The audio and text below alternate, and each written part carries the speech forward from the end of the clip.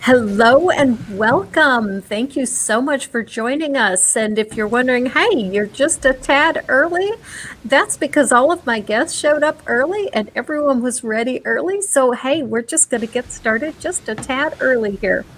And I want to thank my guests for coming. Thank you so much, Eric Murphy and Rose La Bianca. Hey! Hi. Yeah. We're happy to join you. Thank you, Lavender Lady. Yay! And thank you, Randolf Richardson. Thank you for having all of us on and organizing this. And this is something I started a couple of months ago. And once a month, I do a show called Why Are We Here?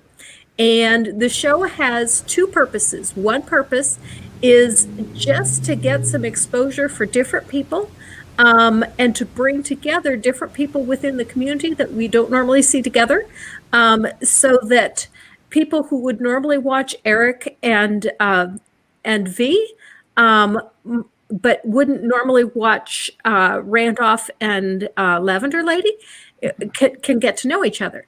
And so I bring together different groups of people every month. Next month, when we do Why Are We Here, it will be Thomas Westbrook and Aaron Ra. Nice. And it will be Math Pig and Mama Atheist. And I think there's one more on that panel, and I can't remember Nice. who Yeah. it is. Yeah. Yay. Thomas is actually my roommate. Oh, really? Yeah. I remember you guys talking about that before. Yeah. I think that might be how I was able to get his attention, because I actually was trying to get his attention for about 4 months before I finally got a hold of him. Oh, Sounds about right, honestly. yeah. He's a sweet guy. Takes us that long to get his attention, too. Oh, Cynthia McDonald is the other person that will be on next month. Oh, okay. Nice. Yeah. Okay, and so for tonight, let's go ahead and get started and let everyone tell you a little bit about what they do on YouTube, why are they in the community, and why are they here. And V, let's let you go ahead and go first. Sounds good. Hi, everybody. My name is V. Hi, V. Hello, V. Stop it. I joined the atheist YouTube community about 1.5 years ago when I moved down to Austin, Texas to join the atheist community of Austin. I was expecting to be like setting up folding chairs or maybe fiddling around with AV stuff with the crew, and ended up being conscripted into hosting. And so I host 2 shows with them, Secular Sexuality every Thursday at 7 p.m. Central, and Talk Heathen with this guy every Sunday at 1 p.m. Central. I also have my own channel, Rose La Bianca. I put out animated videos called How to Skeptic, and they are basically about how to do research and how to be aware of your own cognitive biases, and that's very much informed by my background in journalism. But yeah, so I've been getting involved, and as for why I'm here, I grew up a fundamentalist, conservative Christian, the oldest of a very large family that was homeschooled and home churched and very much sheltered from the outside world. And in my Christian college days, I started questioning things, and by the time I was done, I kind of had walked away. And it took me until 2018 and seeing the direction that the country was headed to kind of get active about everything. I lived in Columbus, Ohio for a while and ended up starting a grassroots atheist watchdog organization talking about, legislation that was being passed on a state level and how that was impacting religious liberties. And then I went to AACon, the American Atheist Conference, and met you. Hi. And you were like, you should come down to Austin. And I was like, ha, funny joke. And then I was here. So yeah, I just kind of fell into this because I'm passionate about being a voice for reason and truth. Yeah. Yeah. Yeah. I mean. So that's me. If you don't mind my asking, and if this is too personal, just say it's too personal, we'll move on. But what Christian college did you go to? I try not to send too much personal information out there just because I Okay. have friends and siblings who still go there. Okay, no problem. That is very small, and Ah.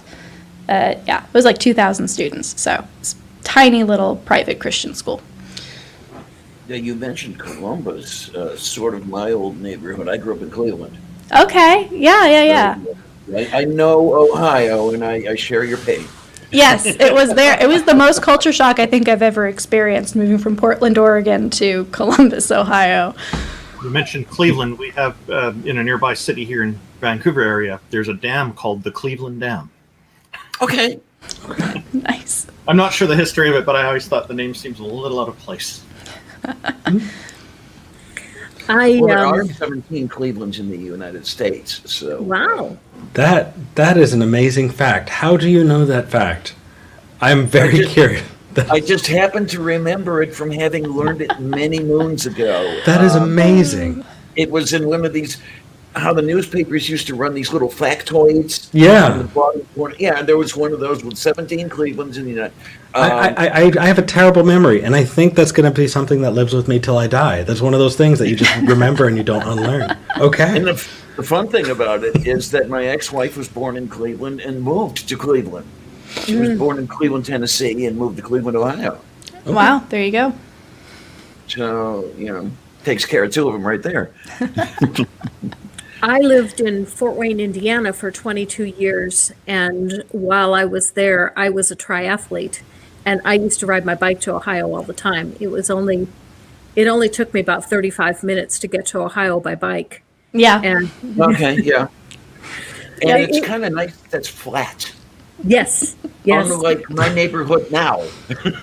Oh my goodness. I remember we were driving to the American Atheist Convention. We took a wrong turn, and 5 minutes later, we're like, oops, in Kentucky, turn around, come back. Well, I mean, it's right over the bridge, Yeah. so that's not too bad. Was that the pre-ARC era or the post-ARC era? Oh, This this is is post-arc. like 2 years ago, so Yeah, very much post-arc. 2 years ago, I met V at that convention because I was doing a show on the main stage, and met V at a meet and greet. And this is somebody who comes up with a freaking business card, who's running an atheist group, doing activism abroad, who was looking at possibly moving to Texas, and I was just like, oh my God, we can put you to work. Oh, we're gonna put you to work so hard. They did. Yeah, and so I'm glad V took us up on that, because then I got to meet and know eventually my partner. So just saying. Congratulations on that, by the way. Thank you. Yeah. So, Eric, tell us a little bit about yourself and how you got started, what you do. Whew. Okay. Let's see. So I was born in a rural farming community in Southern California, believe it or not. I grew up in a split household, and so half the time I was in a ultra conservative Christian home, and the other, not so much. But I wound up kind of finding my way out in my late teens, early 20s. I kind of went through that process. I lived an entire other life, one that I just listened to atheist podcasts and watched atheist programming, and I just lurked for about 8 years. And then following a divorce, I decided, you know what? It's time for a change of scenery. My favorite show was the Atheist Experience, and so I decided, you know what? They're a community group. I'm going there. And I went and started volunteering, became a call screener, wound up starting a show called Talk Heathen with my friend Jamie. And from there, gosh, I had a whole lot of plans. I went to school to be a school psychologist, and now I am not doing that at all. Instead, I'm making and editing videos. I'm traveling and doing debates when there's not COVID. I'm putting off writing a book. I have my own personal channel, youtube.com/Eric D. Murphy, where I have a show called Murphy's Law, where we go over calls from Talk Heathen and other call-in shows too. V and Jenna Belk are also regular contributors on that. I've launched a podcast and done a million and one things. I wound up starting a magazine. I was director of communications for the atheist community of Austin for a while. And I don't know, I've just kind of really dove headfirst into the atheist community. It's something that I feel very, very strongly about. As you know, I know I'm in good company. But this So is my passion. why do you do what you do, Eric? Why do I do what I do? Because I'm a nerd, V. Because I am a geek for philosophy, and I've found my people. Nice. Yeah. We belong to you. And I you. Yay. Now we all get the warm fuzzies. Lavender Lady, tell us what you do and why you do it. I do a little of everything. I have never really quite decided what I'm supposed to be doing when it comes down to it. I started a channel, late 2017. I thought I was going to put up an occasional critique of somebody else's stuff. What do they call it? A review channel where you go over somebody else's video and you make comments and everything else like that. And I didn't think I was going to do very much with it at all. I was just going to have some fun. And I started finding subscribers and more subscribers. And I start finding out that I'm doing this on a consistent basis. And it's okay, I guess I'm part of this now. And I brought in some of my past. I like to tell people that the Slimy Bastards raised my sister and myself Roman Catholic. My sister found Jesus and I found Carl Sagan. But I bring some of my Roman Catholic history to my channel. I started answering Catholic Answers, which was my first real thing. And I think I've got about 15 or 16 issues of what I call Vox Rationis. And yes, Duke Bonanza, I am going to start it again. I will make you happy, okay? But besides that, then I discovered somebody that, how do I want to put this? I was introduced to somebody from YouTube who was out in San Diego doing her thing. And of course, I'm speaking of the one, the only, the brilliant, the beautiful Kate Farr, Bionic Dance. We have been doing a couple of shows, Tuesdays and Sundays, for a couple of years now. And it's a little of everything. A lot of just plain old talking about this and that and the other. Some degree of topic driven, but not necessarily. You know, we might start with the thumbnail picture and go for a whole minute and a half talking about that. And then the other 6 hours, no, I'm not kidding, are a little of everything. And just the audience is sitting there and they tell us they're having fun for whatever reason. They like to hear us just talk back and forth. And we love to do it. I mean, I wouldn't have it any other way. It's I found a really, really great partner in Kate. She's a wonderful co-host. Mom NATO is with us as well, our chief engineer. And I described the program in terms of the cockpit of a B-17. So you've got me in the left-hand seat, and Kate's my co-pilot, and Mom NATO is chief engineer and navigator, and her son Tornado Pelt is in the plexiglass nose as bombardier, and he's always a good what do you want to call it, an addition to the programming. A lot of politics we talk about, and we've had a lot to talk about lately in the last couple of years. Oh yeah. We are both rather vociferous. She's a little bit more than I am. but it works out perfectly that way. And as I think I've said it before, if I have, I'll say it again. Kate is an excellent co-host. I don't think I could do this show without her. It's just great bouncing stuff off of her. She bounces stuff off of me. Gives me a heck of a hard time when the audio goes out. But it's just a whole lot of fun. And they tell us they love this. And I keep telling them, fine, as long as you love it, we're going to keep doing it. Or at least I will. I mean, the others can tell me to go to hell. But, well, I'm going to be cutting out pretty soon, but that's another story entirely. It's not entirely my choice. We talked about that in the show from time to time, but I will be starting another series. I tried to start this 3 years ago.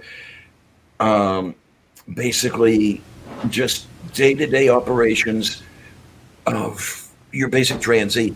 We don't have 3 heads. We're not from Mars. We're not radioactive. Here's one of us. You draw your own conclusions. And then Nice. When I discovered that I had some health problems, I decided, okay, I'm going to have to resurrect this thing and speak to that as well. So it's about living and dying. And we'll just take it from there, and hopefully it'll do some people some good. Yeah. Have I made enough of an ass of myself? And are you bored with me yet? Oh my! But yeah, that's Diana Clarion in a nutshell. Okay, very good. Thank you. Randolph, tell us a little bit about yourself. What do you do and why? Okay. I was born in British Columbia, Canada. I've lived here all my life.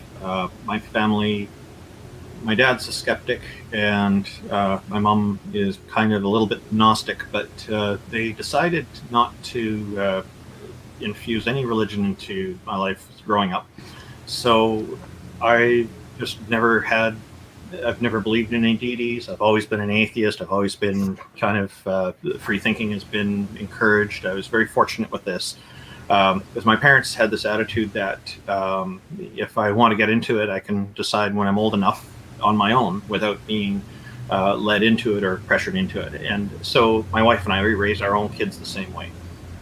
So this part has been good. Of course, when people talk about certain aspects of having left religion, I learn a lot because there's a lot of things that I didn't imagine would happen. Like some people talk about an angry phase because they felt sometimes even betrayed, and it's been quite eye-opening for me because I don't have that experience.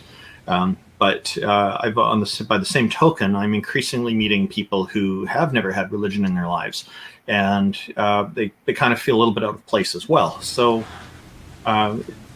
moving forward, into much further into the future, in about 5 to 10 years ago, I started an organization here in Canada, a nationwide organization called Canadian Atheists. And what we're doing is, oh, thanks, Fran. I see a comment from the chat there. The things that we're trying to do is we're advocating for normalization of atheism in Canadian society. And we're hoping that this will catch on around the whole world. And we're also, of course, pushing for equal rights for everybody, because things like freedom of expression include having the freedom not to be compelled to express yourself a certain way. That has to go both ways. The normalization part is an important thing, because what I've noticed over the years is, especially with religious people knocking on the door to present their religion, if they ask me and I tell them I don't believe in any deities, sometimes their response is one of shock or horror or excessive concern. But if I was to tell them that I believe in some other deity, it probably wouldn't be like that. So what I'd like to see for normalization is that when somebody says, hey, I just don't believe in this stuff, that it gets the same kind of treatment as people saying they do believe in deities. So it's this kind of equality that we're gently pushing for, because I think a gentle approach works well for it. So, but I've been involved in the atheism scene gradually for decades prior to this, and forming this organization has been quite helpful. We've got a few people involved. One of our recent additions to this has been Neil the 604 Atheist. Nice. He's our community advocate. And when I presented him with business cards, he was just floored by it. And he's been handing them out all over the place, which reminds me I probably have to make more soon for him. Because I think he might be running low, which is great. We want to, with Canadian Atheists, we want to set up some events that the whole world could be invited to. And we were going to do it last year, but the COVID-19 coronavirus kind of put a kibosh, a temporary kibosh on that. Didn't it just? There were so many different things that got canceled. I was supposed to speak at like 4 different conferences. I was going to debate overseas. I know. Although, I'm happy about that because this time I get to come with. So we'll be better. Well, I am quite new to the atheist community. I've only been an atheist for a year and a half, and I've only been, creating content for just a little over a year. And so I was so looking forward to going to the ARC protest and meeting the people that were responsible for my deconversion. And then I was really looking forward to going to the conference in Austin, the Faithless Forum. The Faithless Forum. I have tickets and I was all ready to go to that. But on the other hand, when we go next year, I'm actually going to meet a bunch of people that I've been able to meet and actually get to know, whereas instead of trying to find out who's who when I get there. Exactly. So I'm comforting myself with the same thing because I missed it last time by like a month, and then this time didn't get to go. So I'm excited to go to Faithless Forum as well. Agreed. Yeah, it's a good event for everybody I've talked to who's been there. Has told me it's wonderful. So I've only heard good things about it. So. It was so much fun. I think it was one of the most fun times I've had. It was awesome. I think the first night I got there, I got to play Magic the Gathering with Kate Farr, actually. Matt Dillahunty is actually the first atheist I ever met, because just weeks after my deconversion, we went to Dragon Con, and my youngest has a lot to do with my deconversion. And my youngest said, Mom, there's something called the Skeptics Track. And it was showing me where to go and took me to this atheist experience. I'd never heard of it before. And so I said, I want to ask a question. We got there like a half an hour early. We sat right up near the front, we were right next to the microphone. And I said, I want to ask a question. And my son is trans, but was my daughter at the time. So that I have a hard time deciding whether to say my daughter or my son, because that was before transition. But anyway, so my son said, Mom, what are you going to ask? And I said, and I wrote down my question. I said, oh, that's a great question. And so I got up there and I said to Matt, I've been an atheist for a few weeks now. And I could have knocked Matt over with a feather. He's a few weeks now. Nice. Be a bit of a shock. Yeah. So why? Go ahead. Yeah. Tell us about you. How did you find your way out? Yeah, absolutely. It was Robin, my youngest, who, there's a lot to it, really. There was a lot of things that were going on for the years before Robin finally introduced me to Paulogia and Viced Rhino and Ra. And the best YouTubers. Those three are the ones that are really responsible for I'd say whoever made the sign for the ARC protest that said, oh gosh, no, I can't think of what it said. Incest and Genocide Park. Oh, yeah. Whoever made that sign, that's the person that's responsible for the final straw. That's Jim Helton. Wow, Jim Helton, Yeah. bringing it in for the win. Jim was the president of Tri-State Freethinkers at the time when they came up with that, and he, for a while, was the field organizer for American Atheists. He's a really good guy. Great family, too. Chrissy, I think, is a wife. Yeah, and Is his currently the daughter president. is a spokesperson. Internationally activist. known, yeah. So congratulations to Jim. He's had a direct impact. Yeah. Send Good. me a Absolutely. contact for him. I'd love to chat with him. Well, that would be he'd like sweet. that, yeah. Yeah. So anyway, it started with something Randolph mentioned, it just trying to keep up the pretense of pretending that everything was fine when everything was not fine. And one thing that went on for years was trying to present a front to everyone that we were the perfect Christian family and Yeah. everything was good. Oh, boy.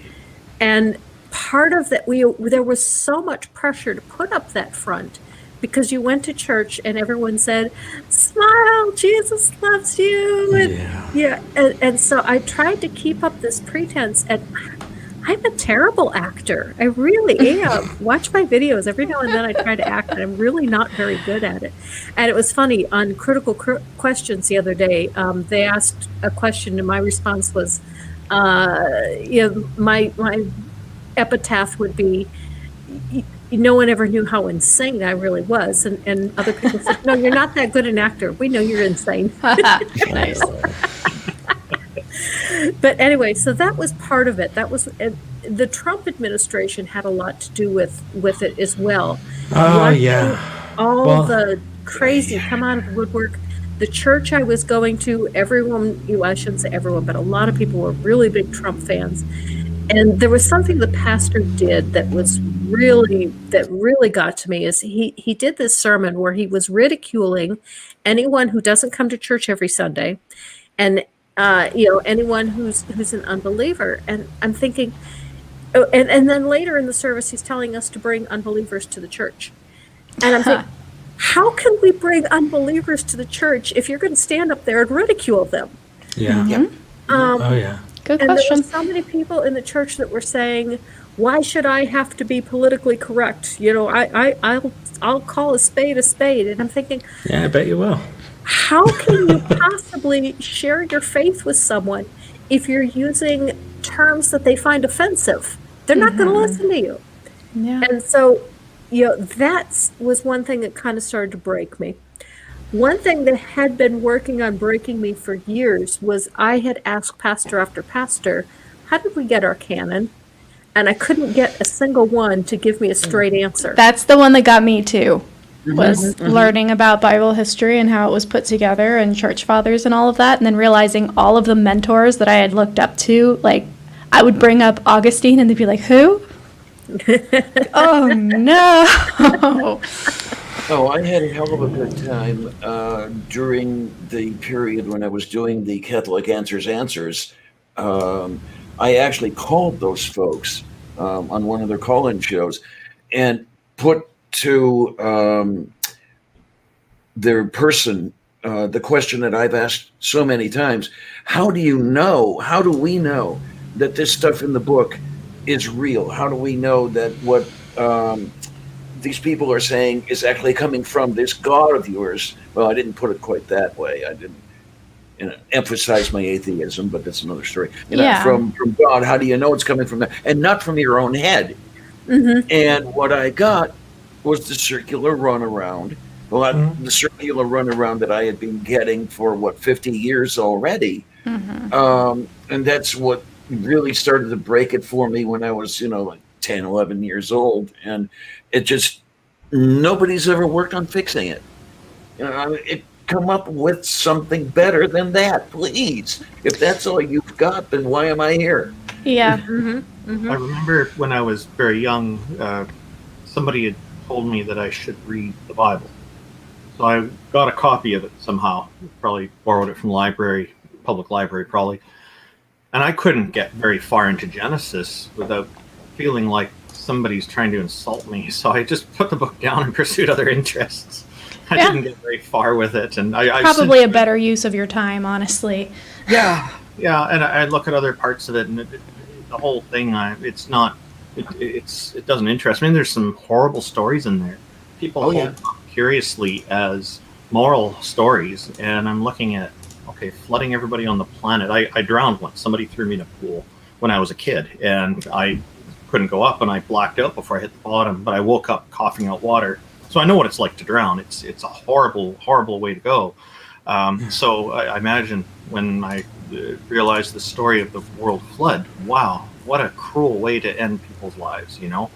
It's instead of just instantly ending them, like Q on Star Trek could do, they've got to do it slowly and painfully. It's so sadistic. And then there's other stories like Abraham being ordered to kill his own son. And, Yes. and I'm wondering, okay, if there's a moral to the story, then why don't they have a follow-up part, at least, talking about the psychological ramifications of Isaac? See, there you go. That would be interesting. I'd read that. And if God knows everything, he should know all the psychology and have no problem explaining it in lay people's terms in the book, right? Right. As far as I'm concerned, that is no way to demand a demonstration of fealty. Yeah. Kill your kid because I tell you to. And only because I tell you to. No, I'm sorry. I'll break with you. And what amazes me is Seth Andrews has talked about this, and I remember one of his talks in the past where there were much people asked, would you kill your kid if your God told you to? And how many said yes? I wouldn't do it if anybody told me. Even now, Yeah. It's And scary. I think it says that a on the lot. show. Yeah. It says a lot about the problems with the character of the person who's ordering it. But Christianity is not the only one with these sorts of problems. There's right, absolutely. many terrible problems. Even Buddhism has problems, but not nearly as bad. But there's still some early misogynistic stuff in it as well. But all kinds of stuff. But I think one of the fundamental problems I see with these religions, and especially the way they're being promoted, is it's demanding conformity. And if you don't conform, you're an outsider, and there's something wrong with you. And this division, I think, is very, very bad for society. And that's what I think we need to get away from, this kind of thinking as societies. Yeah, Lavender Lady, if someone had asked me when I was a real believer if I would kill my child for God, I'm not really sure how I would answer that question. I really don't know, because I would have been 100% convinced that if I killed my child would immediately go and be with God and would be in a wonderful place and would be happy and would be without pain. And so if I was 100% convinced that it really was God asking me to do it, I don't know if I would have done it or not. Well, and you can also say that when Abraham was tasked with killing his son Isaac, it was a test. It was never going to kill his son at all, and so it was just a test to see how far he would go. But he knew that God was never actually going to kill his son. Oh, I've heard that apologetic, and Yeah. sorry, it's not convincing to me. Well, I mean, how about, would you pretend to kill your son? Would you fucking scar your child for life? So that you can get your God's jollies off? Is that good enough for you? Would you do that to your kid? Huh? I mean, it's right there. Jesus. The boy is asking, "Hey, Pop, we're going up to the altar. Where's the sacrifice?" It's up there. Don't worry about it. God, why do you talk so much? Let's just go. Abraham was acting because he knew it wasn't really going to happen. It's not much of a test, and God would have known that, right? Right. There you go. Plus, Right. what did Sarah know it was going to happen? Because that's a sucky position to be in, too. I really like Do you know what I went through? How old I was when I conceived this child? Yeah. I like what Pastor Ethan had to say. Is if God commands you to sin, is it a sin? And No, it's not. Because sin is not something that is bad. Sin is something that God said not to do, which is why sin as a concept is useless when talking about morality. And some people say that sin is quite enjoyable. I mean, some things are pretty good. Some sin is I wouldn't fine. know. Yeah. But I'm jesting. I've done a hell of a lot of coveting, that's for sure. Which is normal. Yeah. There's.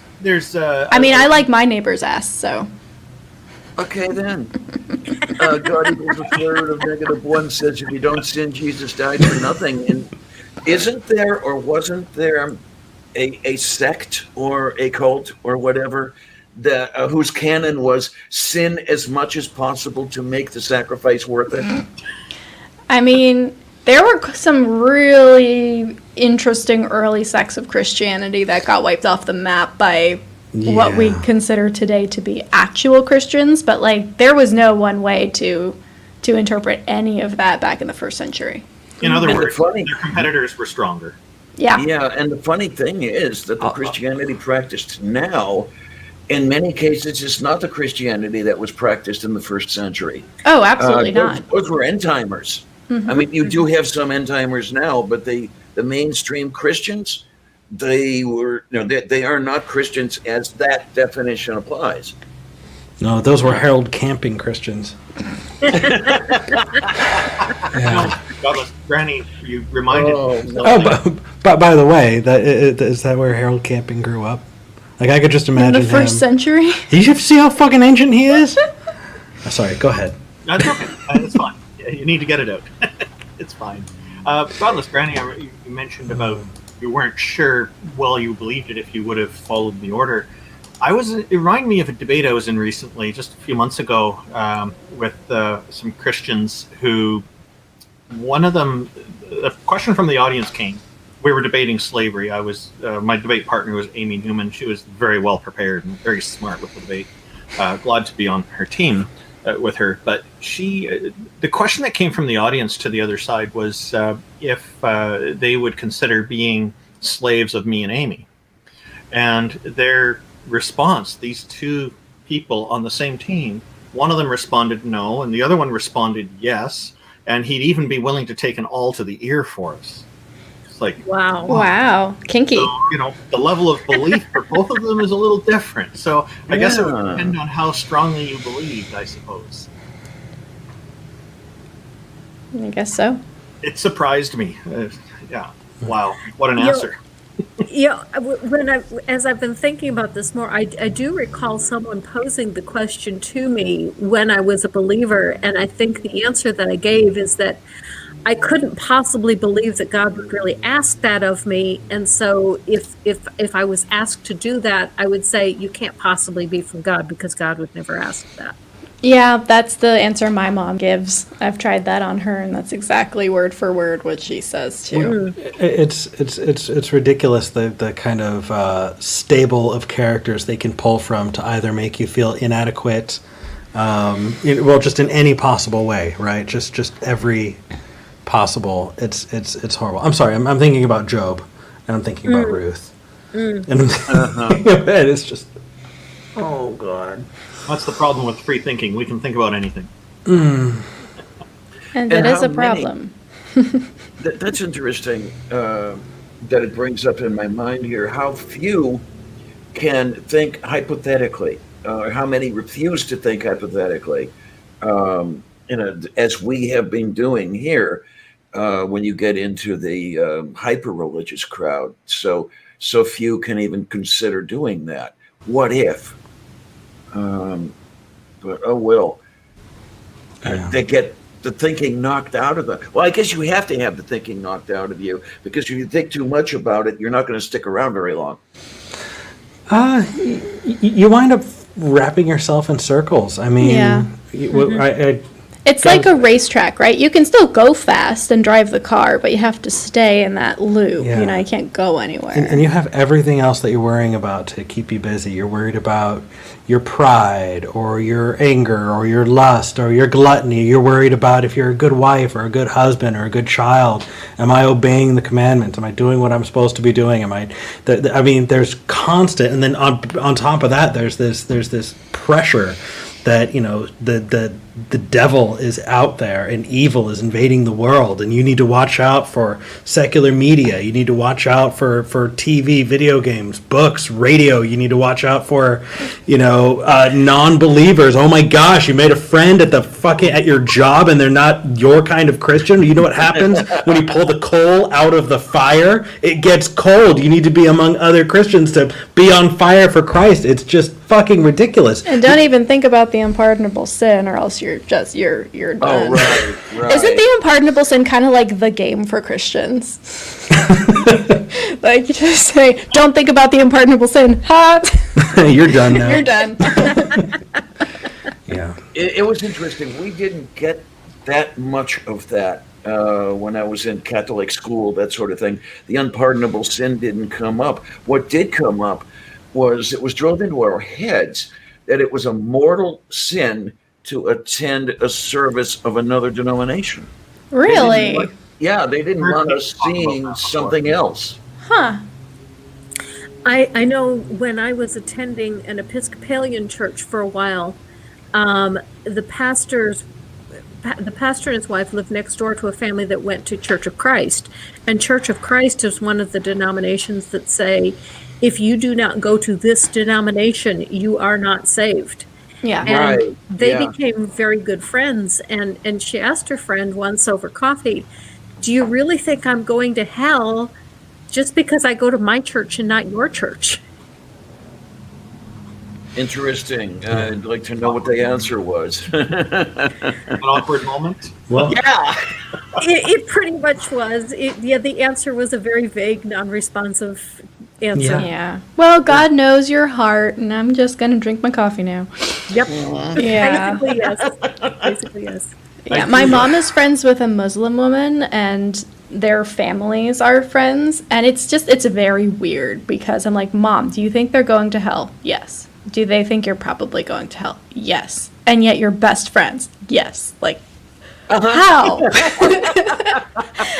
What level of cognitive dissonance do you have to deal with in order to, I don't know, have that going on in your head all the time? Maybe they got influenced by Canadian culture. That's There one you thing go. that's going This on. happens a lot here, yeah. But mostly because people keep these things pretty private here and they're not so open about it as we see in some other countries. That's one thing that's going to be a little bit awkward for me when COVID is finally over. I have a neighbor who is a Muslim, and we got to be friends before my deconversion. And I haven't seen her since my deconversion. And she contacted me about 3 months ago and said, you want to get together when COVID's over? And I said, sure. She's a fantastic cook. You got to go see her anytime you can. People change. But I think she's going to be just absolutely shocked that, she met me when I was teaching a home Bible study. And I'm I was sure. trying to start an international Bible study. She's from Egypt. And and now I'm an atheist. Now, I've got a question for you. Are you so sure she's still a Muslim? It's possible that she's not, but considering who her husband is, that's extremely, if she's not a Muslim, she would not be able to show it. She would have to hide it. Fair.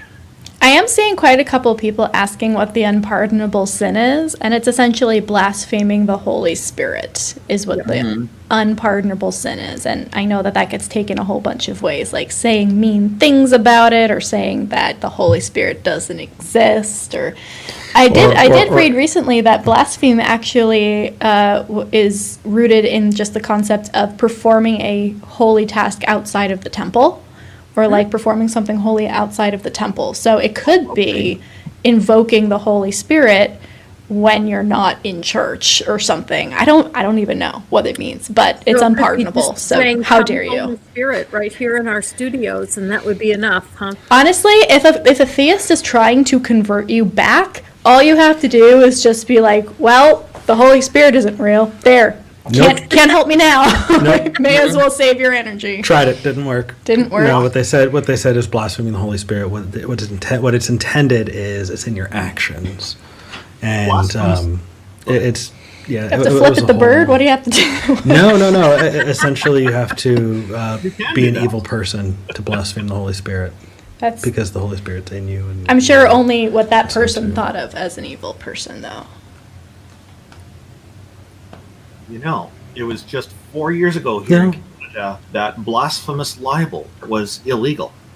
We have our charter. Really? Freedom of expression Wow. was brought in and protected back in the 80s. So that overrides it. Oh, metric thinking. Yeah, we're on metric here. Harmonica man's comment. But there was a petition put through, and I was one of the people, many people, thousands of people who signed it. And then it got through our political system, and then it got royal assent, and it got removed from our legal system. So even though if someone was to get charged under it before, it would still get the charter challenge and get thrown out. Now people aren't even at risk of being charged for it. So this is an improvement, and it surprised me. Now nobody's been charged under that law for at least 100 years, as far as I know.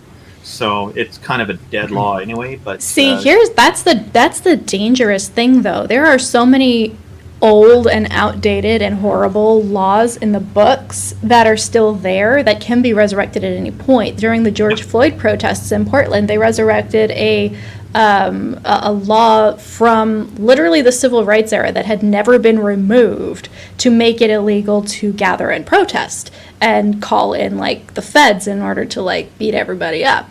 So yeah, the fact that it's taken off the books is important, not just that it's not being used currently. Right, because somebody could use it anytime. Somebody with a lot of money who just wants to cause a problem, that's an avenue of attack for them. Even though they know they're going to lose, it still wastes the person's time and causes problems. So, yeah. I think in California you can still hang a man for stealing your horse. All right. I think, Wait, like you can hang a man? Yes. Like you If can someone- be like, if you someone stole my steal- horse, I'm gonna hang you, and they'll be Yes. like, yeah, it's fine, I guess. well, I mean, I'm sure they won't come willingly, but In British Columbia, the province you I'm get in, excuse for it. this is the only province where it's illegal to kill a Sasquatch. All right. I mean, then. Okay. dealing with the important issues. Thank you so much, Jesse, for the super chat, who said, I have a friend who absolutely insists that no one will go to hell unless they blaspheme the Holy Spirit. It's her go-to response to my criticism of hell as a concept. One of the things that I say to the theists is, if the people who say once saved, always saved is true, then I'm saved. Yeah. There's no question that I was saved. So if once saved, always saved, I'm saved.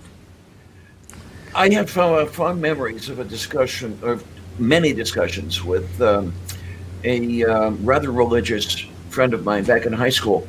And we discussed once saved, always saved at length. I was still Catholic at the time. I'm trying to remember what his denomination was, but he was of the once always camp. And I couldn't understand how that worked, because I kept asking him, well, if you do something horribly evil, you still get a reward. And how does that work? And yeah, to me, there was no understanding it from my aspect. So I don't know. And then there's the whole element of, well, God knows whether or not you were saved. And then the question becomes, okay, well, if God knows your future, then don't you not have free will then? Like, there's... Oh, hello, Saiten Bruggen Kate. How are you? Yep, there you go. My preferred response to that is, when I was a believer, I was 100% sure that I was a believer. I spent 42 years of my life dedicated to believing that this was true. If I can do that and not really be a believer, how can you know that you're a believer? Mm-hmm. Yeah. Exactly. And the answer is, well, I just know. Exactly. Yeah. Yeah. Well, I did too. Yeah, exactly. And then it becomes a he said, she said situation, and it's really useless to try and continue that kind of an argument. Mm-hmm. I got lucky with that, where I was never really that devoted a believer. The Catholicism I learned was an identity badge. to separate us from them. None of these people could recite a plank of Catholic dogma to save their lives, but they would point at Barack Obama and he's not even a Christian. Yep. Yeah. One of those deals. So It's a secret Muslim. Didn't you see his ring? Yes, absolutely. Oh my God. So that made it easier for me to leave when the time finally came.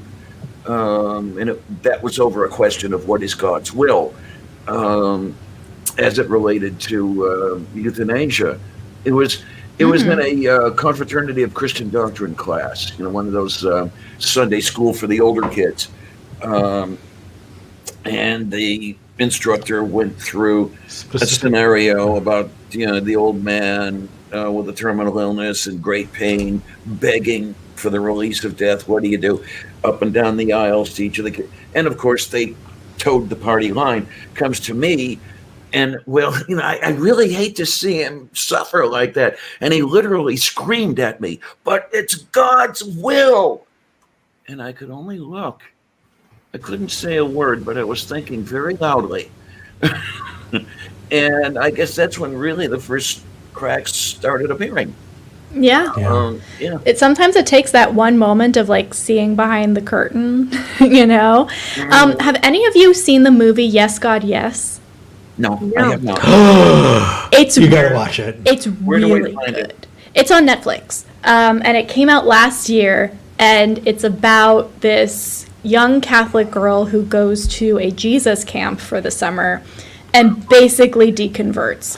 But it's played super straight. The whole thing is super. It is the funniest thing for people who have experienced it, and people who haven't won't get it that it's funny. Any of it. But it's really well done. I'll still watch I'm it. gonna have to find it. Sounds like Absolutely hysterical. Mom Nato sent me her Netflix account details, so I may have to actually go on there. And there you go. Yeah. She said, "Here, Diana, you need some entertainment." It's absolutely worth the watch. I've watched it twice already and probably will again. So, yes, God, yes. Okay. Mm-hmm. Gotta look that baby up. It's fun. It makes you feel good. Like I really I was enjoyed yelling it. with in triumph at the end of it. I was like, Yeah. yes. So it's not like Jesus Camp. It's No. actually it's good. I'm going to take a wild guess that Kevin Sorbo's not in it. Not in this one, No. although that would have been It hysterical. would have. In the context, once you watch it, you'll realize it would have been awesome if he was in it. That would have the been whole really thing's funny. played straight. Yeah. So it's just No, wait a minute. No, none of those bad words around me, okay?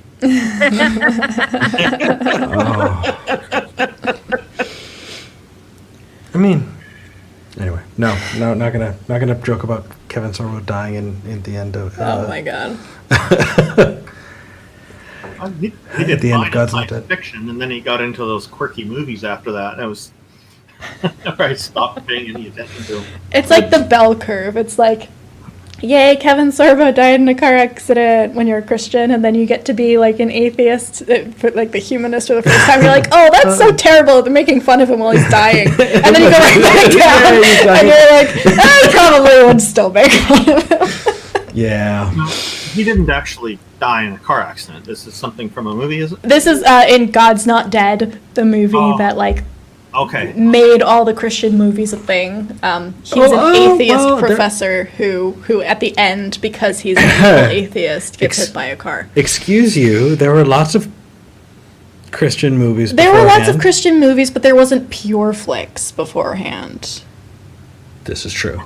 That was Pure Flix's Passion beginning. of the Christ was beforehand, though. That doesn't count. It's not the same category of thing. You want to hear something that's somewhat cringy with regard to Christian movies? My first date with my husband was to go see A Thief in the Night at a church. Ah, yes, A Thief in the Night. Wow. Thank you. Fuck. Wow. That's rough. That's real rough. At least it wasn't The Shack. Now, I've read The Shack, but I don't think I've seen it. I think my mom was reading it and then put it down halfway through, scandalized because it portrayed God as a woman. She was like, "Ugh, I can't." Just Oh no. hid it away. Oh, please. There was also It's funny. My pastor was actually okay with that book, and at the time that that book came out, I was a church librarian, and I knew it was controversial. So I went to the pastor asking, should I get this book for the library or not? And he had no problem with it because it's the Holy Spirit that's portrayed as being female.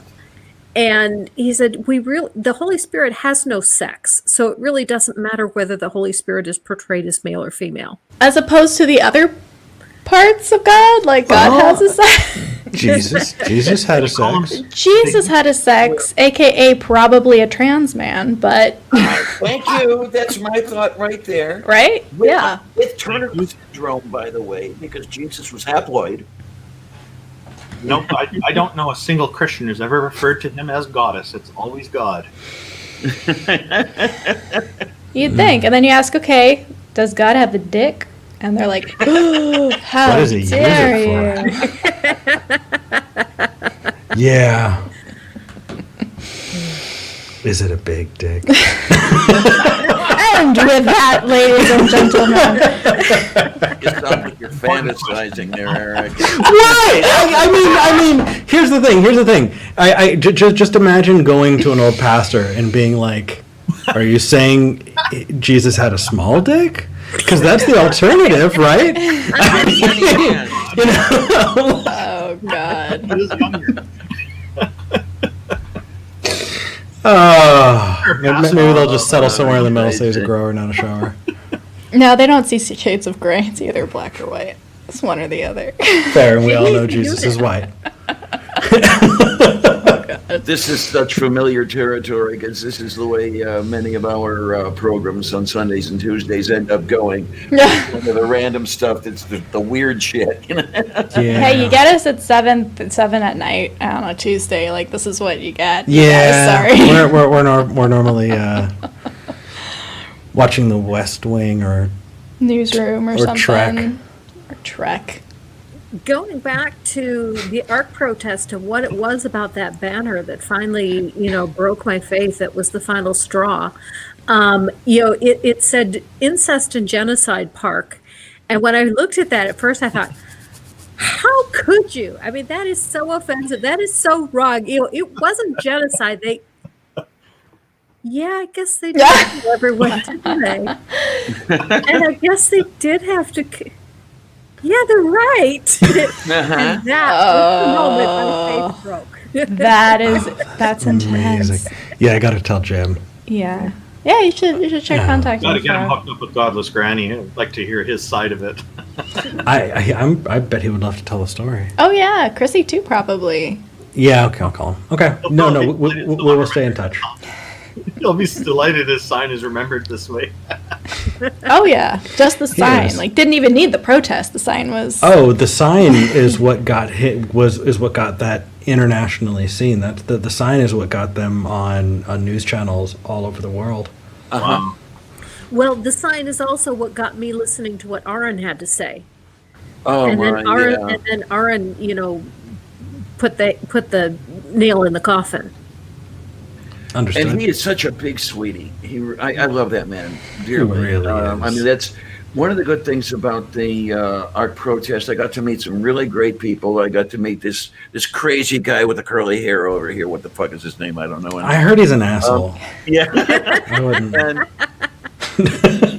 Aaron and I got to sit around the table on Hilton's deck, and that was amazing. I mean, just one person to another. I mean, he is this worldwide known celebrity, if you, and it's just another person that we're talking back and forth, and that was He's the biggest the teddy most bear. wonderful thing. Yeah, he is. He's a great hugger too, by the way. Yes, he is. I met Aaron and his wife when they were here a few years ago, seeing the BC Games. Gave them a ride back to the hotel. He's real happy. He said his favorite vehicle is a Suburban. That's what I was driving. Okay. So Nice. It was a comfortable ride for him back to the hotel, and real nice conversation. He was very nice, willing to give lots of advice, and just all you have to do is ask. He's just very friendly and helpful kind of guy. I have a lot of respect for him. Yeah, It's amazing because when Purple Rhymes with Orange and I went on to the green, because Purple drove me down to the protest, Aaron was talking with a group of people, and he's through, and I kind of stepped up because we had already worked together a couple of times with a channel called NCG Studios, and I pointed in his direction. Do I know you? And this big smile, because we hadn't seen each other in a long time, but this big smile, hi, how are you? And he keeps insisting that we had met in person before the whole, and there's having a good conversation, a good time. It's so friendly, for freak's sake. I mean, who the heck am I when you come down to it? When you get to the hierarchy of, I don't like to put it that way, but I think you know what I mean. The more popular people, the more widespread known. I'm nobody. I'm just this crazy transy with a channel. And yet to deserve that big smile, as if he, known me for 100 years already. He's really good at that. I hold that thought. I do want to address that thought, but V and Eric need to go, and so I want to get a chance to say goodbye to them. But we will come back to that thought, Lavender Lady. Okay. But V and Eric, thank you so much for coming. I am so pleased that you were able to come. I am so pleased that I was able to meet you. I'm a big fan of Talk Heathen. Yay. And and I've watched both of your channels as well, and it is so good to have you and to be able to meet you. Oh, thank you for inviting us on, and lovely seeing y'all. I know of all of you. I've talked with many of you at least once, so it's nice to catch up. It was delightful Great to meet you, V, and great to see you again, Eric. It's great to see you again, too. Happy New Year. Happy New Year. Happy New Year, you Happy New guys. Year. Bye, everybody. Stay safe. Your life. Okay. Even though Eric and V had to go, we are going to continue on and just chat for just a bit longer. And Lavender Lady, it's true that, some of us have bigger channels than others, but all of us are important. All of our voices are important, even if not a lot of us are being heard, because even if you're only being heard by a few people, you're still important to those people. And that's all that really matters. That's the interesting thing, is that the audience keeps telling me that they love to see our shows when they actually can't wait for Sunday and they can't wait for Tuesday. And it's like, I'm thinking, okay, you guys are all coming to see Kate, right? Okay, be honest about it. I mean, that's why I'm there. Actually, I met Kate on your show.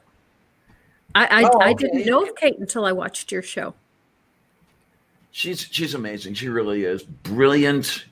What can I tell you? I can't tell you any more than you already know, all you folks. Oh, and she's doing all that stuff with the animation. Her work, I like it. I've seen it improving over the years. It's great what she does. She's making a more serious, longer one now, isn't she? Yes, it's called Quinn Redshift. And call it a space opera or something. I don't know. Kind of wish she was here to talk about it, but we'll have to devote a show just to what she's doing. That'll be great. She's wanting to do that instead of the skeptic stuff that she had been doing for years previously. She finally got to the point where she'd had enough and wanted to go back. I guess she'd originally wanted to do the animation, and then somehow got into the skeptic stuff, and then going back home, if you will. Well, she articulated ideas very well. She's a great presenter, so I hope she never completely drops it, because she's good at it. Oh yeah, absolutely, and she can cut sharp and deep against some crazy religious ideas. She does it well. Yeah.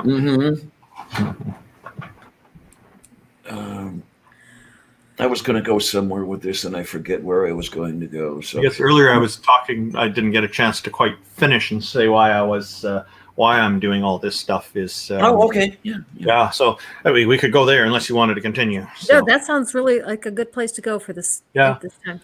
So that part of the reason I'm doing this, because I believe that that it's actually quite normal for us to not believe things. it seems to me that we're born that way, as a blank slate, so to speak. As I think they say in Latin, I'm sure I'm saying it incorrectly, but tabula rasa or tabula rasa. Yeah, right. Yeah, so that's that philosophical concept. So I think, like, to me, one of the basic fundamental requirements to belief in anything is to have at least a basic, it doesn't even have to be a complete or full idea of the concept, just a partial idea of it. And then it's possible to believe in it. If you don't have any inkling of what the concept is, how can you believe in it? So to me, it seems like concepts like deities, as well as just about anything, is something that we either learn from others or in some cases create ourselves. Many kids grow up creating imaginary friends and usually get over I had one. Yeah, me too. That's strange. I never did. But it's not. But I think, like, the default is like the null hypothesis. We're empty, and we learn from our surroundings, and we learn from others. And so to me, it's just, this should be promoted as normal rather than abnormal. And I feel very strongly that societies have gone really down the wrong path by saying that it's not normal. So this is why I'm glad to see shows like with what Neil 604 Atheist doing with his deconversion stories, because it shows he's got so many people there, and it's showing that this is a normal thing for people to do, to move away from these things. So yeah, I think what his contribution is a very important one to these communities. Definitely. And, yeah, I am so happy to see him get where he is, and he's doing so well. Going, yeah, definitely. Yeah, He still denies that he's famous. He still denies that he's famous. Oh, please! You won't believe me when I tell him that, and I've told him a few times already. He's famous. Yeah. So. Let's see. I wasn't sure where I wanted to go after that.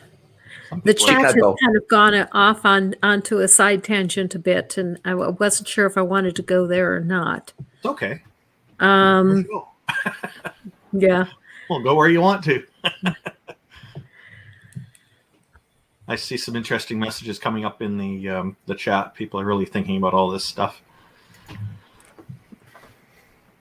This is an interesting concept. God had sex with Mary to conceive Jesus, who is himself God. So God had sex with his own mother to conceive himself. Yeah. Mary didn't consent to this, though. Would that qualify as rape? Actually, she did, because in the Magnificat, she said, "Do unto me as you will." So she really did. She said that before it happened. Yeah. Did you say? I thought for some reason that was after.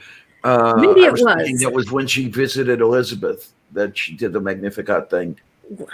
I can't remember at the moment when the Magnificat was. But, and then the other thing, she gave Johann Bach a call before she did it. But okay, that's a really bad one. It's my favorite Magnificat.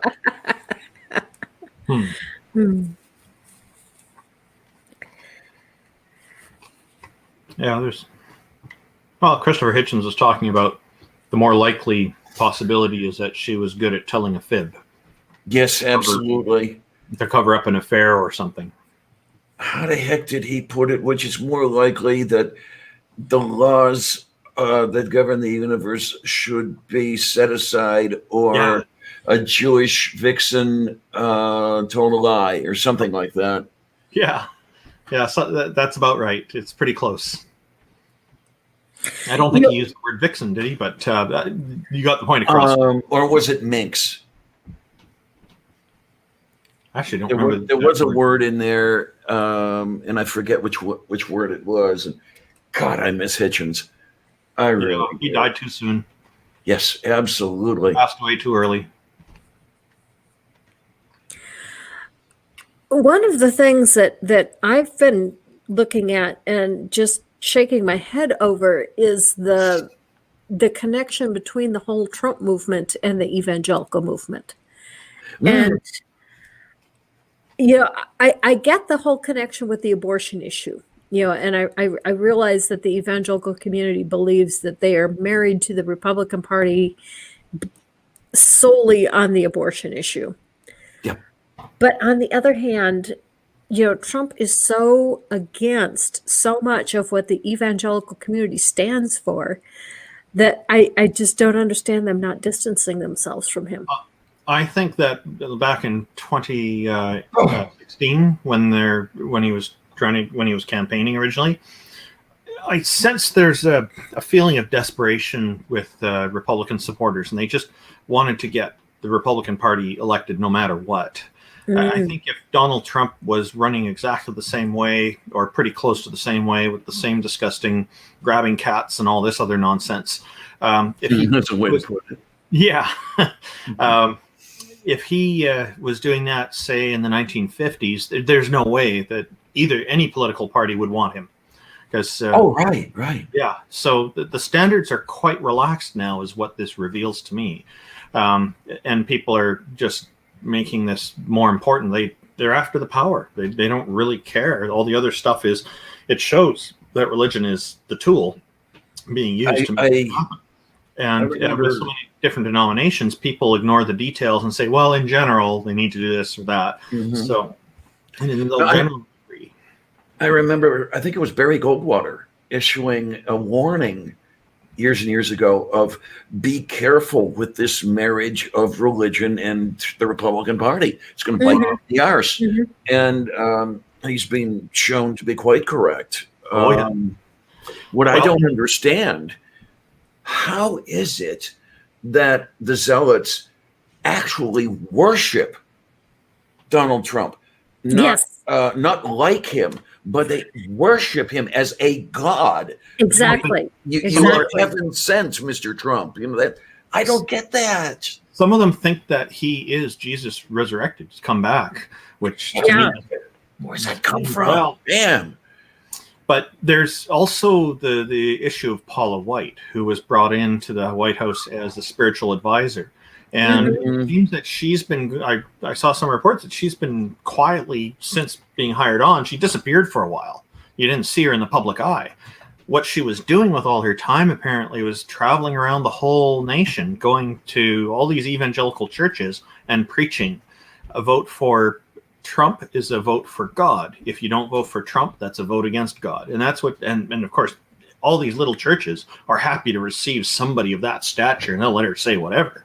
Right. And then, of course, so I've always thought that because the Republican Party has had such a strong relationship with the evangelicals, that they, in particular, and a lot of the churches seem to really favor them because of the abortion issue and whatnot. It's a lot easier for them to get people to vote than it is for the other parties, that, like the Democrat Party, that's not so closely linked with it, because they can just say, okay, the election, and all these preachers will tell everybody to do it, and they'll all remind each other to go out and vote. And so for the Democrats to get as many votes as they do, they probably are working quite a lot harder, to be my guess. Yeah. That's been one of the issues, is that the Democrats have a harder time getting people to come out and vote. And that's why when there is a high voter turnout, that favors Democrats, and when there's a low voter turnout, that favors Republicans. Yes, indeed. Which is why the Republicans try so hard to suppress the voter turnout. Yes. They try to make it harder for people to vote. That shows they're scared. They've been scared for quite a while. And if they see things changing like that, they could be right. And so maybe future elections, the writing may be on the wall for them, and they're just desperate to not let that out. But that's the case. Did you see Paula White's performance when Trump had lost the election, but was still, thinking that the vote recounts or something might turn things for him? I've seen quite a few of her performances where she's talking in tongues, and there's that one with calling the angels of Africa. And that's that one. The guy, at first I thought he looks like somebody who's off to do his laundry. The guy walking behind her. And then I see laundry baskets at the front of the stage, and I'm thinking, it all fits. and another crazy that I've had some run-ins with is Greg Locke. Greg Locke, He's a A lot. pastor who Yes, holds yes. some extreme views.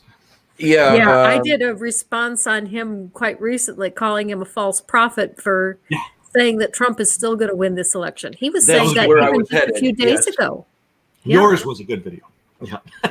I've got a few screenshots of his rantings on Twitter saved for the 20th, which I'll just put those up on his as responses to his stuff. Yeah, and go from there. Oh my! That whole thing, strike and strike and strike. Who was it? Oh, I had seen a video from Zod. Prophet of Zod on that very thing. I want to address this comment later. A lot of people did that. Yeah. Yeah. This comment that they're saying Paula White is crazy.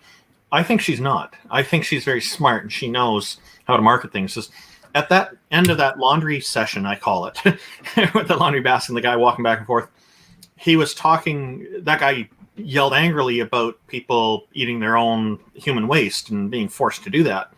And then her response was, yeah, kind of a bit dismissive. So I think she doesn't agree with that part. And she's just going along with it because she knows she better if she wants to keep the audience numbers up.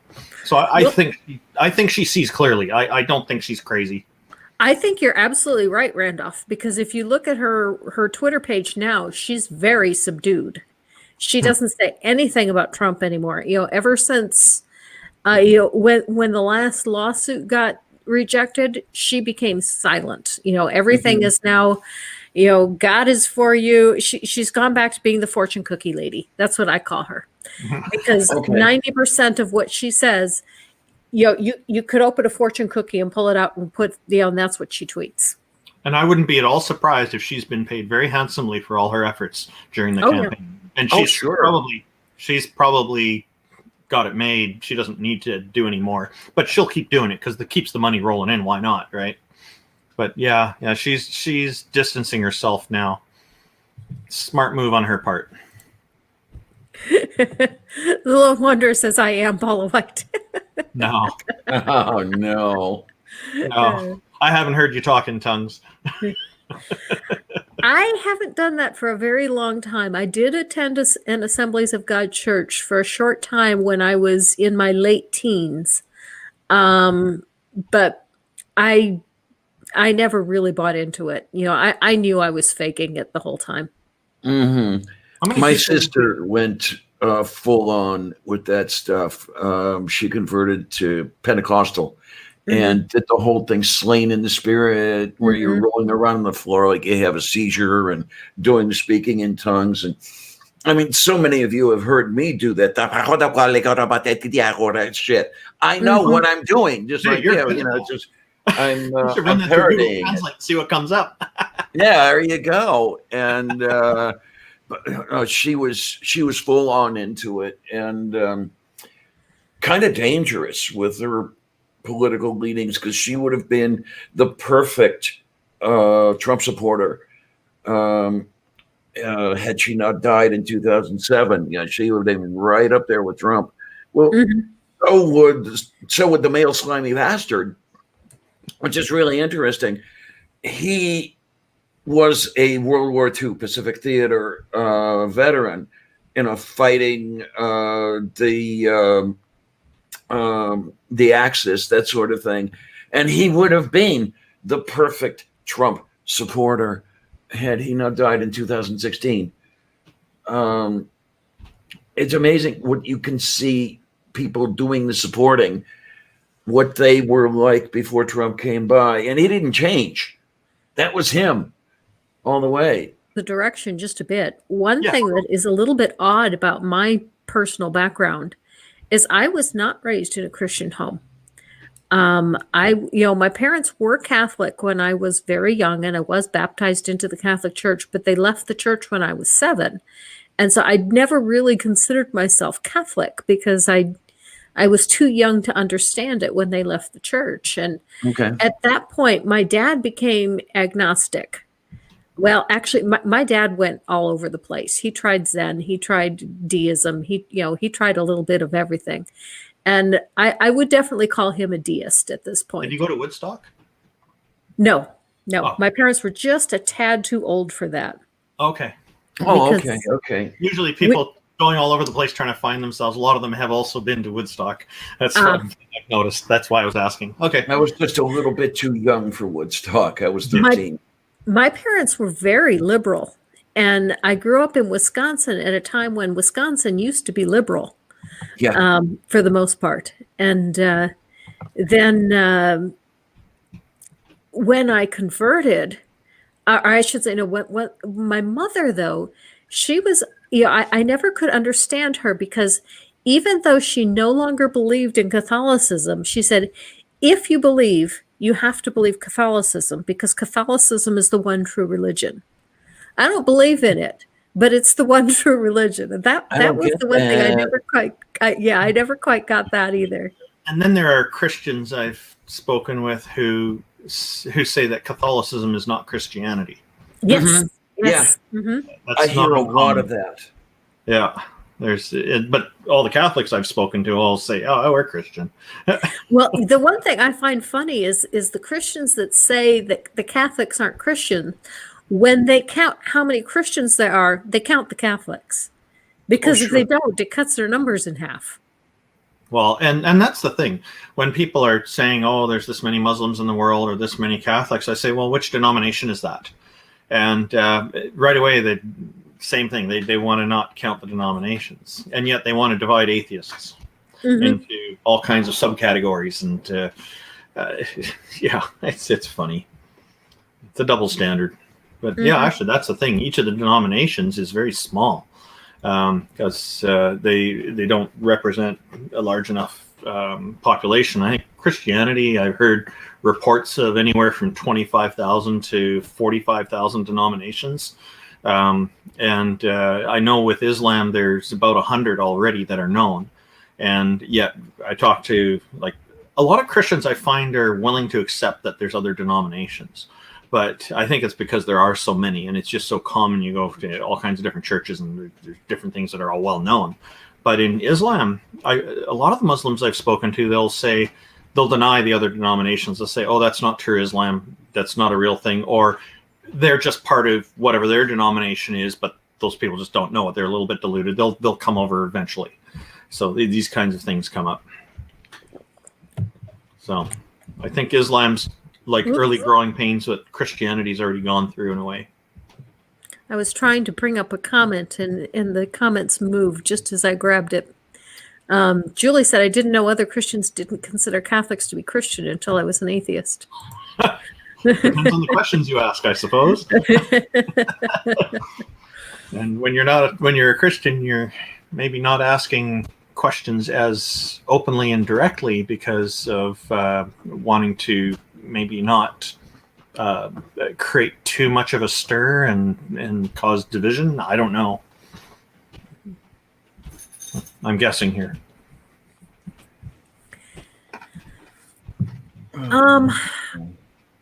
That's pretty much everything that I had wanted to cover. Unless there's something that somebody else wants to cover. Are there any comments in the chat that anyone's interested in discussing?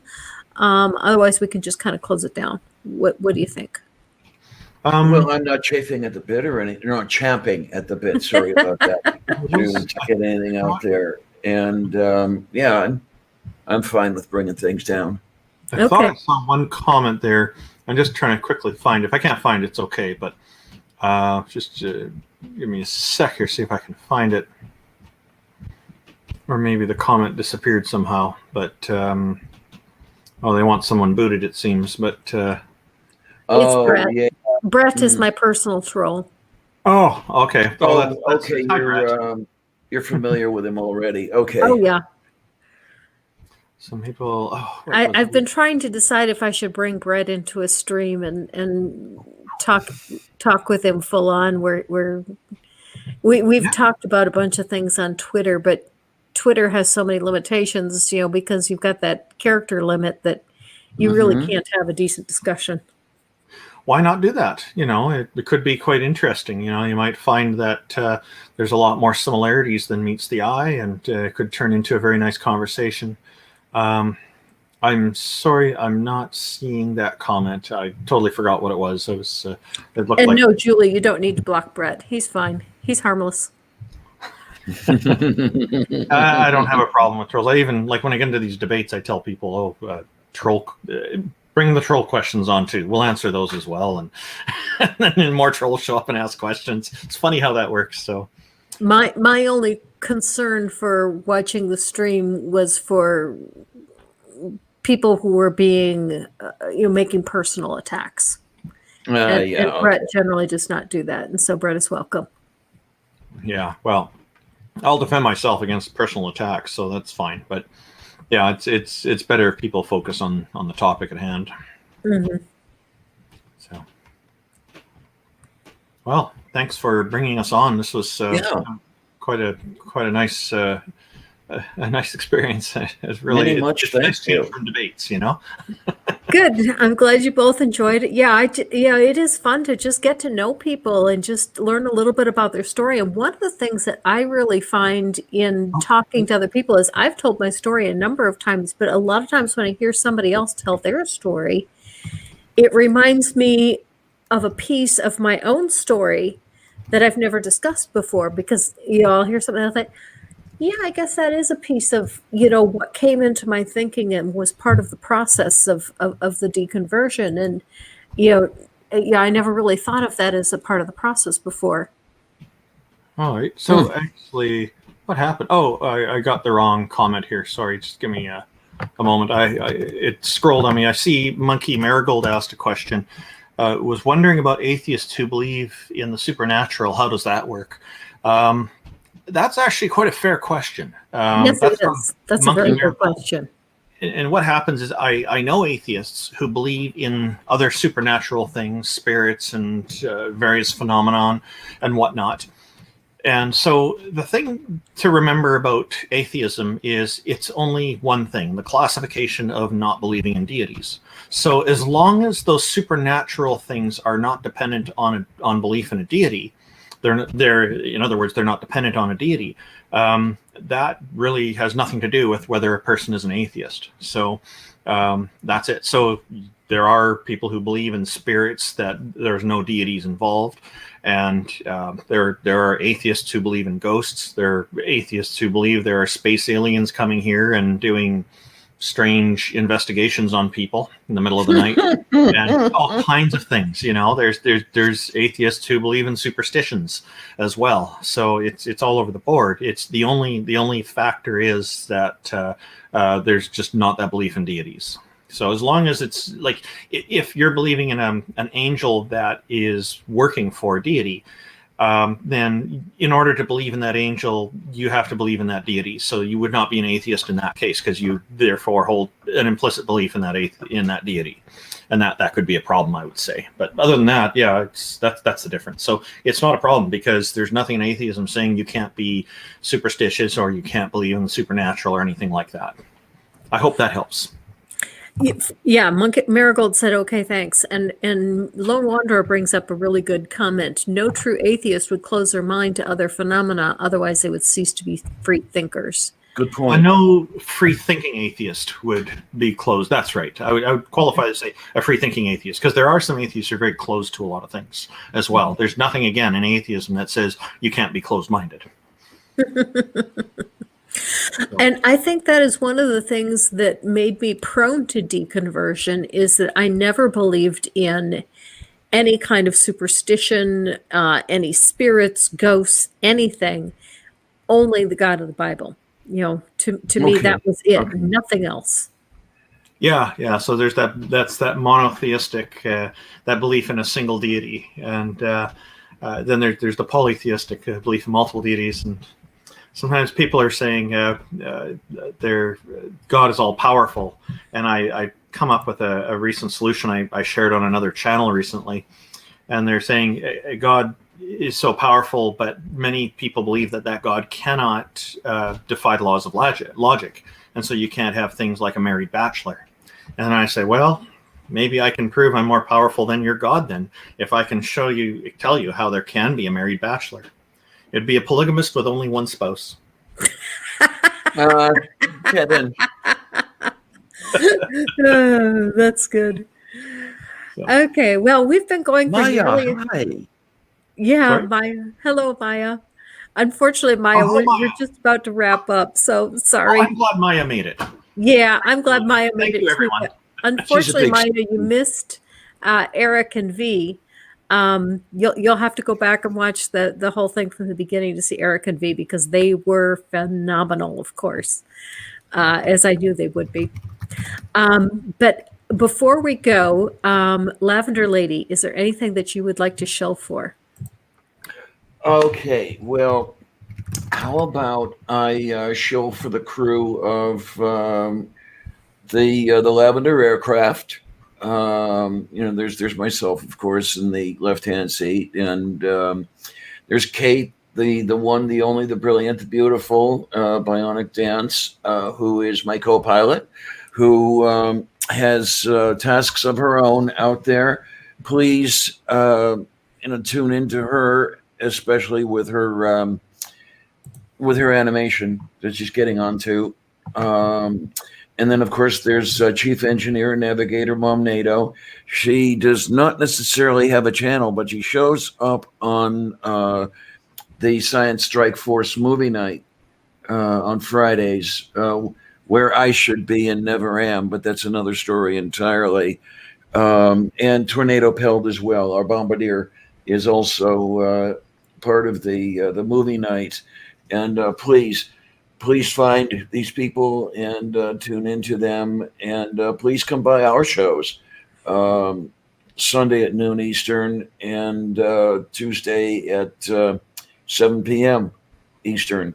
And bring some drinks and some popcorn and settle in for about 6 hours. No, I'm not kidding. Well, somebody was asking earlier what the address of your channel is, if you might want to include that. Oh, okay, fine. I have your channel and your Twitter in the description for this video. Oh, it's already And there. Okay, yeah, then. it's already there. And Randolph, yours is your let's say I think it's your website that is in there for you because I took whatever you had on your Twitter page and I put that on in the description. Okay, so oh yeah, I thought I sent you the media kit, but that's fine. Oh. So maybe that's in there. I'm not sure what I all put in there. I think whatever you sent me is in there. Okay. If I can open my big mouth. Sure, go ahead. Brett asked a very interesting question. Brett asked, why do children need to be taught right from wrong? More that they are taught the norms of the society into which they were born. Not necessarily right versus wrong, but what everybody else is doing. Because remember now, children born in Germany in the 30s were taught right versus wrong, as you would call it, but it wasn't necessarily a moral question. They were taught how to be good Nazis. So there is a little bit of a difference going on there. Yeah, because it's morality is subjective, and that exemplifies it very well. And I would say that the question could apply to adults as well. Mm-hmm. Yeah, I mean, we had to know some sort of right versus wrong before these things were codified, because we wouldn't have made it as far as we did if we didn't know that. We are a social species. We have to be good to get along and keep going. So one could even apply that point, which is an excellent point, to the story of Abraham. Abraham ordered to kill his own son. He had to be ordered to kill his own son because normally he didn't think about doing that. Now, why wouldn't he normally think about doing that? Why would it have troubled him so much, right? Yeah, because I do believe he was troubled as far as the story goes. Yeah, because he knew better than his God, but still followed his God out of fear of blackmail. Yes. Yeah. And I think Brett has misunderstood the answer because his response is children could never do anything wrong, could they? And no, that is not right. Because depends on the moral standard, but yeah. So It's a good thing they're dead, because were you to talk to the slimy bastards about that, they'd tell you everything I did wrong when I was a kid. I did wrong stuff when I was a kid too. It's yeah. And of course, I did the unspeakable. I transitioned. Oh boy, well, they would be rolling in their graves now. Very probably rolling in. They disowned me when Oh. I came out. So yeah, it's one of those things. So kids can do something wrong even when the kids are in their 50s. So one of the things that I'm promoting with Canadian atheists is the idea that people are more important than ideas. Mhm. And Oh, yeah. Yeah. it's so important. And here's a good example. Parents are putting ideas above their children, and then they're abandoning their children by disowning them or whatever. It's just, this is not helpful to society. This is not healthy. This is wrong. And it causes so many more problems. Children especially need support. Oh yeah, absolutely. If there's anything I would be able, if I could do it, I'd love to be able to give assistance to the younger children who know that they are trans and are in the family situation similar to that, which I found myself. I had to shut my mouth for years and years, otherwise I would have been a 10-year-old on the street. And if there would be a way I could give a hand to any 10-year-olds out there who found themselves in a position like that, I would love to be able to. The problem is that there are so many legal problems that you run into with that sort of thing. Mhm. So Why don't you make a video talking about how people can help kids? I guess I'm going to have to try that, because one of my original ideas was to do some trans advocacy, and somehow that took a back seat to everything else, possibly because I was running into some problems in my own See, the community, way if you want to call it that. and the way I see it is that when people are transitioning, and I've told my kids this because they know people at their school, a few kids at the school who are going through this as well. They're, to me, and please correct me if I'm wrong about this, but I think I'm probably on the right track, is that when a person's transitioning, there's an awful lot of planning and work that goes into it. It's not a flippant decision by any stretch of the imagination. Absolutely correct. Absolutely correct. And what it's really about, I think, is a person wants to live honestly with as who they really feel they truly are. Mm-hmm. I mean, in my own case, it was decades that I labored over this. There was a good period where I was hoping and wishing, and if you want to call it praying, that I was simply a cross-dresser, because that would have been so much easier than what I did end up going through. You're getting encouragement to make that video. All right. Okay. I guess I'm going to have to sit down and try to start scripting. Yep, you have some work to do. Because I'm horrible at scripting. So I see it as personal integrity when somebody is being honest with who they really are. So I think that's great. You're going to make a video like that. It'll be fantastic. So let's see. If I get started on it right now, I might be finished with it by 2025. Okay, that'll give me a good reason to stay alive for a while. And one of the most important things about people making these kind of videos and doing the advocacy is that's another voice out there saying this is normal, this is okay, here are the things you can do to help people like this. And as more people do that, the more it looks normal to the general public as time goes on. It saddens me so much, the number of people who view being trans as being a pervert. And I can assure you it's not that at all. No. That was one of the things I really appreciated about Lone Star 911, or is it Texas 911? Because they have a trans actor who is playing a trans character, and he's a firefighter. And they talk about his sexuality on there. And I thought, I never thought about that before. But being an ace, I don't think about other people's sexuality much. It doesn't really cross my mind. So, and I thought, wow, that's really difficult, because he started dating a woman, and the question is, when do I tell her that I'm trans? And and when he did, she broke up with him, and Hmm. Hmm. because she wasn't ready to accept that. I thought, wow, that's really hard. Yeah. And I love it when Hollywood shows us different perspectives that I would never think of on my own. Yeah, I went through that whole breakup thing as well, and yeah, it's not an easy thing, and that's one thing you've got to be prepared for, because in the case of a trans woman, your female partner, however that relationship may be, may not want to be a lesbian. Hmm.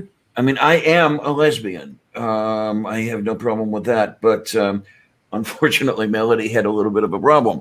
So what are you going to do? Oh my! Yeah, if you're already in a relationship, that can complicate things for sure, depending on sexual orientation and other factors, right? I can see that being a difficult thing to have to go through. Yeah, and the other one is late life transition. I was 52 when I underwent Mm. my transition, and that was because I had to keep my mouth shut for so long, and then you find a job, and you find a girlfriend, and you find another job, and all these situations where coming out is not necessarily conducive to a decent life of putting groceries in the defibrinator or any of that sort of thing, and it gets harder as it goes on. Um, but it was finally when I ended up alone. Melody took off and the whole thing, and it was okay. If I don't do it now, I'm not gonna I'm not gonna be around very much longer. It's gonna kill me if I don't do it now. So there you go. Took a lot of stress out of your life, I guess. Took some out and put some in. Yeah. Okay. It's a give and a take. Yeah. Hmm. I mean, unfortunately, I've been in a situation where I'm not able to afford the surgeries and that sort of thing, and that got in the way of a relationship, at least one. Mm. Because I didn't have exactly the right parts, so it's a little bit of a problem there. Yeah, and it's what do you want to say? What's the word about being let down or having a hard time? There's a word out there, and I can't think of it. That's what happens when you get old. You can't come up with these words anymore. Apathetic? No, disappointed. What is it? Disappointed is a good enough word. Oh my. Are you looking at Julie's comment? Yes, I am. All right, there you go. Yeah. Orientation can be tricky. I'm lucky my spouse is non-binary. Well, frankly, genitals are not paramount in our situation.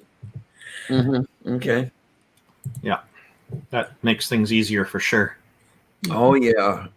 It's interesting, Julie. I was a sex hound when I was trying to do the boy thing, and it's amazing what HRT will do to your libido. So, just for the audience, maybe explain what HRT is. It's hormone. Oh, I'm sorry. Hormonal replacement therapy. It's the cross-sex hormones that you do, whether you're a trans man or a trans woman. And in my case, I take an anti-androgen, and I also take estradiol. So to negate the male hormones, and then to replace that with the female hormones. By now, with the health problems and everything else, I don't think anybody would cut my nuts off anymore. So it would have to be doing it chemically like that rather than surgically. Oh, well, what are you going to do?